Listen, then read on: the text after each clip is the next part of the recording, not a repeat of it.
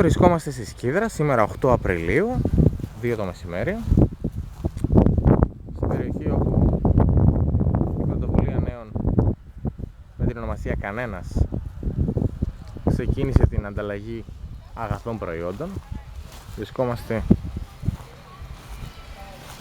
ακριβώς μπροστά από το χώρο με τον κόσμο.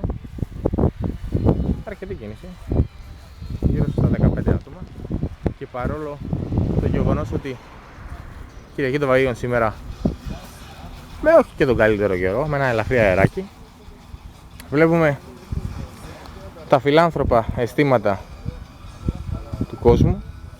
Έγινε μια κινητοποίηση αρκετά καλή όλες αυτές τις μέρες.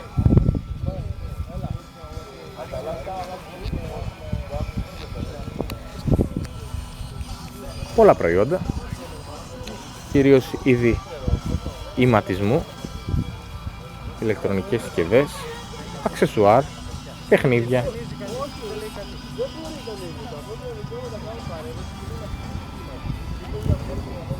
μέχρι και νηπτήρας, είδη υγιεινής δηλαδή.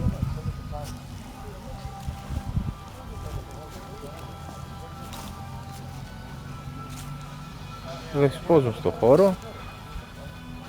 Είναι αυτή η φιλάνθρωπη ανταλλαγή αγαθών προϊόντων από τους νέους της Σκίδρας, την πρωτοβουλία νέων, που τους βλέπετε μπροστά, αρκετοί εξ αυτών, οι οποίοι έχουν ξεκινήσει από τις 12 και θα βρίσκονται εδώ μέχρι αργά σήμερα το απόγευμα.